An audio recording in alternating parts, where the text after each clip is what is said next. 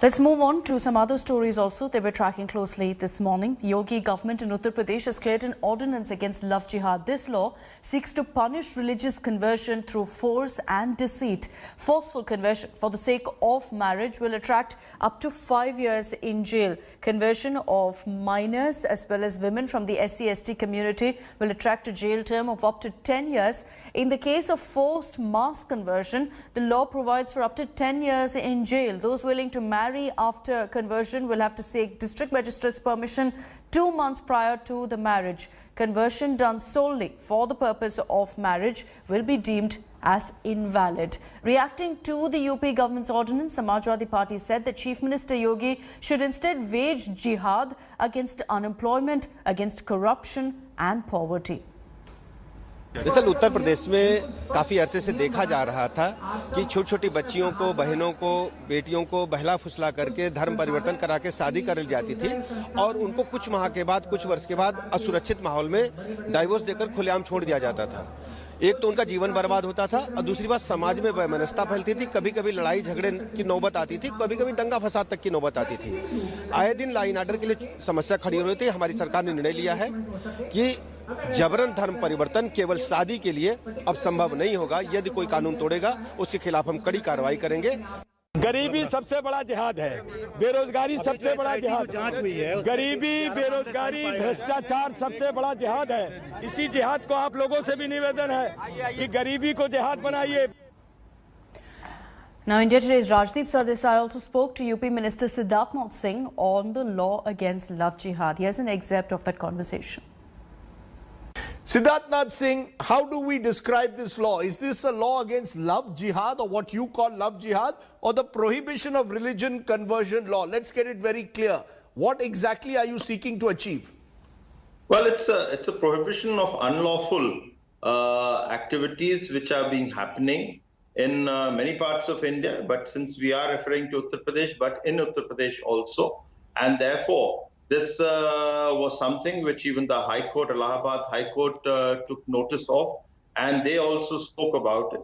And we have brought an ordinance so as to ensure there is a law and order, and there is issues which are forceful conversions or portions are there, allurements are there. All these cases which get reported are then strictly then followed as per the law. Okay, but Mr. Siddharth Singh, Article 18 of the Constitution says everyone has the right to freedom of thought, conscience and religion. This right includes the freedom to change his or her religion or belief and freedom. I want to understand, how does this law fit in with the constitutional right of any individual to practice whatever religion or marry whoever he or she wants? Well, you also know, Rajdeep, that the Constitution also protects that you will not be forced by anyone for conversion. So forceful conversion is something which is not allowed as per the Constitution. Therefore, what we have seen, despite that, there have been cases, many of them which are being reported, and in that case, you do need a special law to protect the particularly under the forceful religion conversions that are taking place. So there you do need a special kind of a law which has been brought in. No, the worry, Mr. Siddharth Singh, and this is true with various laws, is the ample scope for misuse and the excessive powers that it confers on the police force, for example, the local police, to in a way arrest any individual. I just want to understand, are you all aware, where are the safeguards in this law? The worry about the law, what is the safeguard? Please tell me the safeguard. That's exactly what we have looked into very, very carefully. That if suppose someone who are emotionally attached and they are adult, they need to, and the girl agrees to convert. So there is a provision that you can go to district magistrate before conversion and give an application, and district magistrate will dispose of that application within a time frame, very short time frame, and you can convert and you get the protection under the law. You can even, there is a provision which has been brought in that yes, tomorrow you get married, you do convert, but then within a time frame you go to the district magistrate, give an apply post conversion, and within a short time period you do, then all the hearing is done, and then she is given the protection. So all those provisions have been brought in so that the misuse doesn't happen by the law enforcement agency. The misuse doesn't happen by false representative or fraudulent practices. So, Love Jihad, a political bogie that's used to communalize interfaith marriages or India's new religious reality, that really is the question that's being asked. It's a debate on which the jury is still out.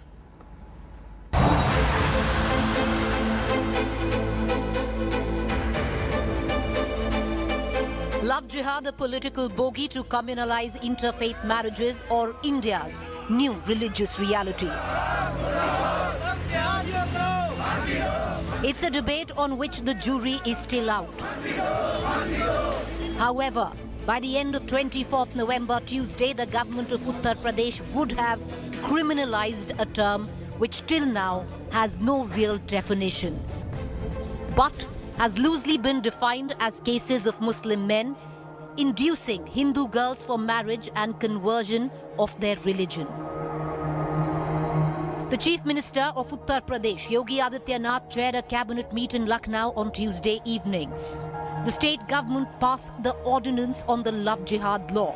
This ordinance has been named Vidhi Virudh Dharmantran 2020. Love Jihad under the purview of this ordinance will be considered as an illegal conversion, and there is a provision for 5 to 10 years if convicted in such cases. This would be a non-bailable offence.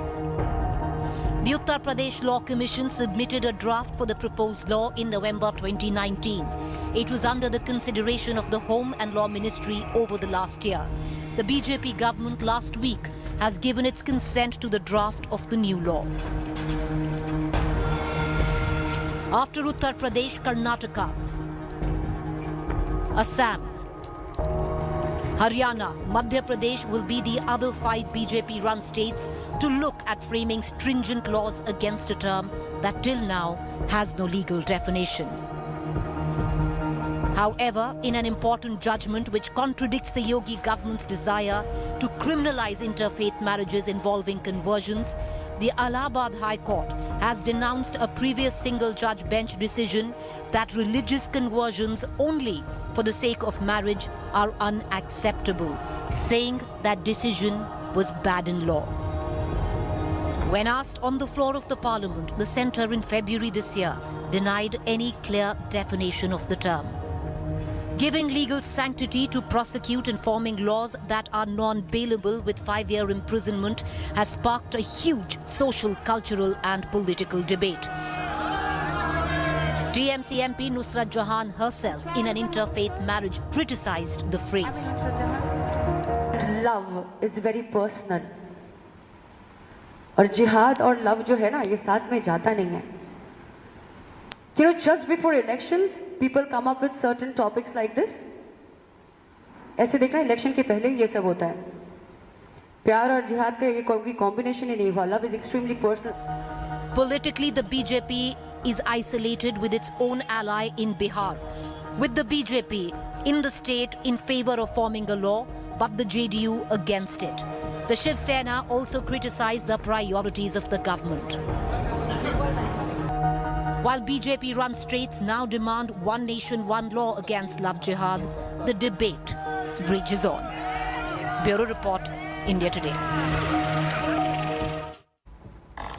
Over to what's happening in Hyderabad, where ahead of the Greater Hyderabad Municipal Corporation polls, which remember is in December, political temperatures are soaring in Telangana. BJP's Telangana chief Bandi Sanjay Kumar, while addressing a roadshow, proclaimed that his party will carry out surgical strikes in the old city area of Hyderabad to drive out illegals and Rohingyas. He further added that intruders' votes are a threat to free and fair elections.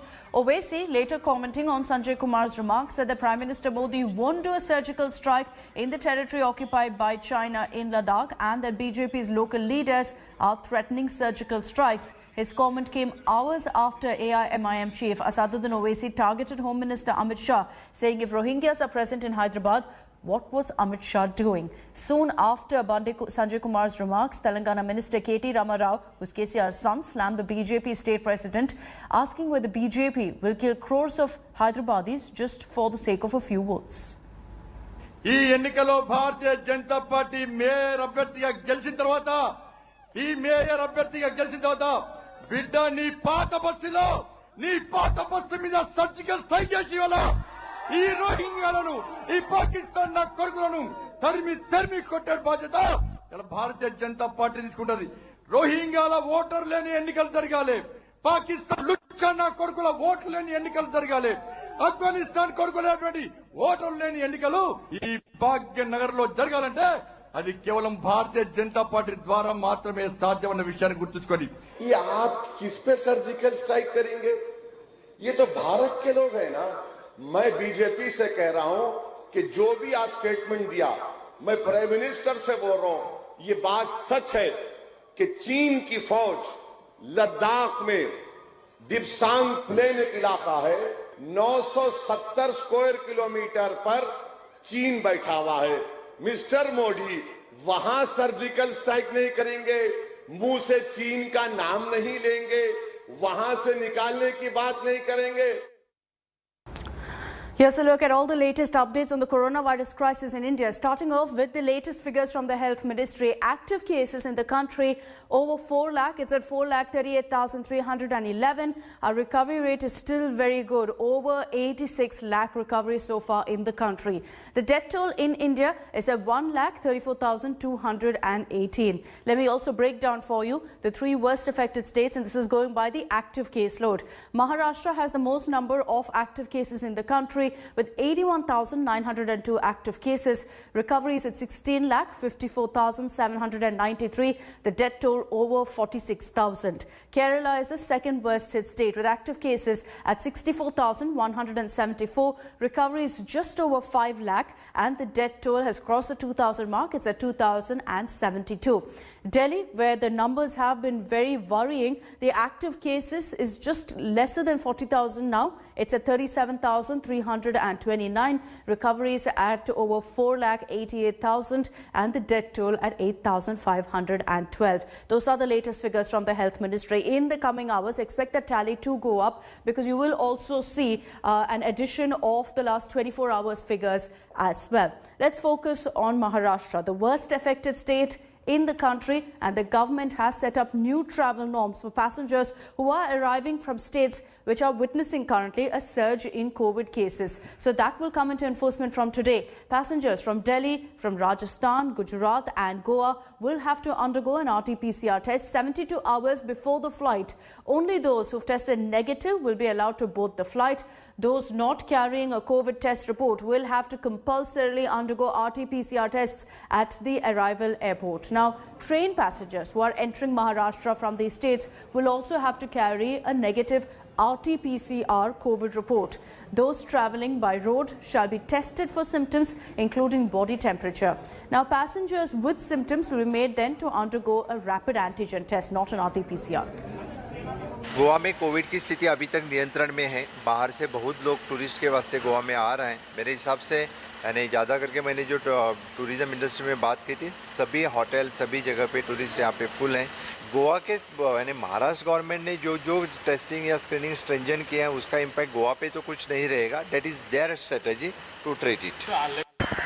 I feel the government should have given 3-4 days, just to prepare. The tourists would be prepared a little bit. It's such a short notice, it's a little difficult. So we are planning to do the test right at the Mumbai airport. Because if we do here and we are found positive, then we will be stuck in Goa for a week or 10 days.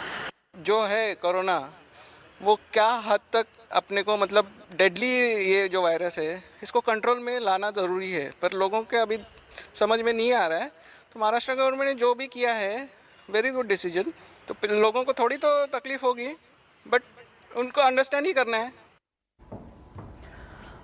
Another story we're tracking very, very closely this Wednesday morning is the latest updates on Cyclone Nivar. It's inching closer to the coast of Tamil Nadu and Puducherry.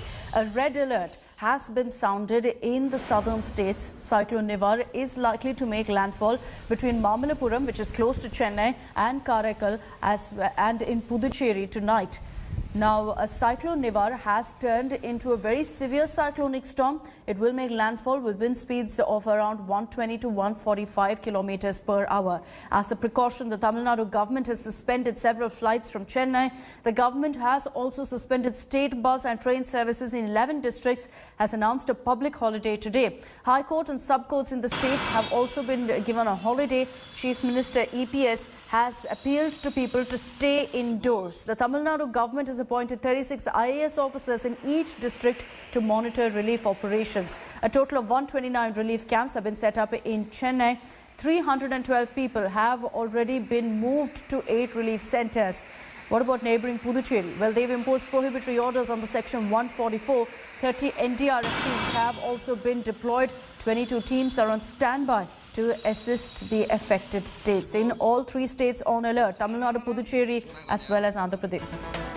Welcome back. As winter sets in, the higher reaches of Kashmir Valley is under a blanket of snow. Snowfall has delighted locals, also increased the tourist influx after a long time.